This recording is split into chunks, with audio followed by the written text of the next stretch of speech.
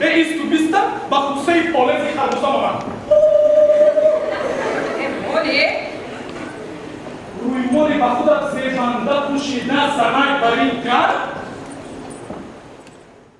امروز تالار تئاتر موسیقی مسکوی به نام عطا محمدجانov شهر باختر پر از آدم بود چون سرکرده از امروز در ختلان موسم نو تئاترها آغاز گردید. هنرمندان تئاتر باشند در نخست نمایشنامه موسم امساله نمایشنامه قلب زن را پیشکش بیننده خود گردانیدند.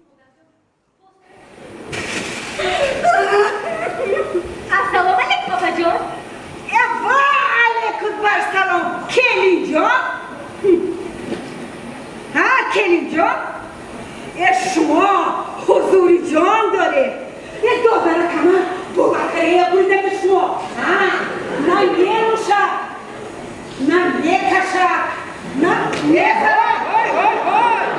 از تشکیل صحبت کلی من یه مادر جان ما چی گفتم؟ یه بودوشو نگرد رفتم باز نشیده آمد ها؟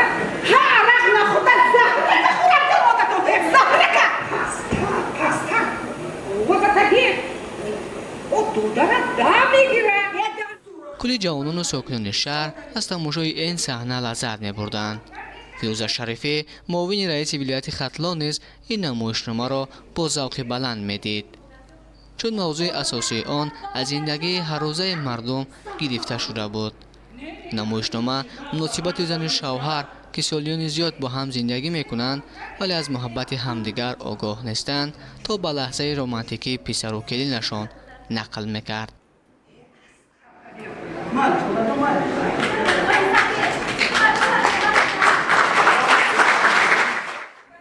در تالار مشاهده میشد که جوانان میگفتند هر هفته یک مرتبه به تئاتر میآییم. درست است که یک لحظه زیبای تئاتر میتواند دل بیننده را به دست بیارد.